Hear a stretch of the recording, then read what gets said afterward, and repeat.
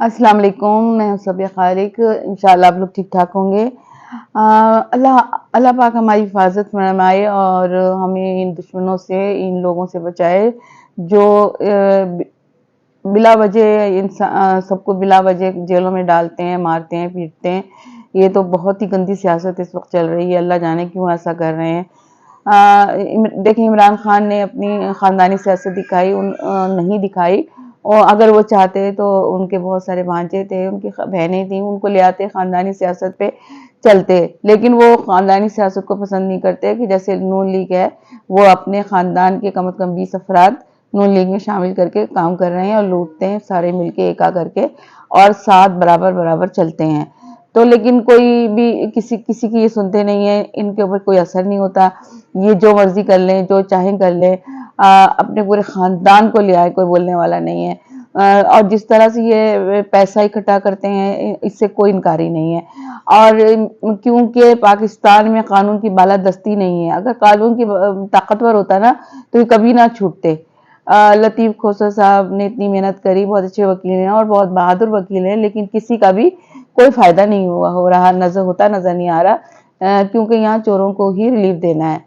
पाकिस्तान के मुहाफिज जो हैं वो औरतों को, बच्चों पर जुल्म करते हैं और उनको बेला वजह जेल में डालते हैं, कोई पूछने वाला नहीं है।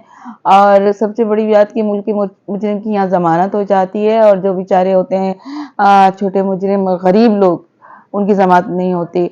अब देखिए, मीडिया में सबसे ज्यादा सबूतों के साथ इन्हीं के बारे में प्रोग्राम हुए थे। नवाज शरीफ की हमारी जायदादें, इनकी जायदादें कितनी हैं, और क्या एवन फील्ड और ये और वो फ्लैट्स, पनामा, ये सारे सबूतों के साथ पेश किए गए थे और हम देख रहे थे।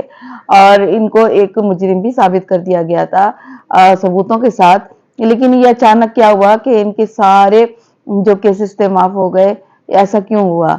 हम तो बहुत उस दिन से हैरान और परेशान हैं। बस एक 9 मई आप लोगों को याद है कि वो आप अच्छी तरह से याद रखते हैं, तो वो नहीं भूलते आप, क्योंकि आपको हर हर जो नुमाइंदा आपका आता है, वो जब तक 9 मई के बारे में बात नहीं करता, उसकी तकरीर, उसका कुछ भी खत पूरा नहीं होता।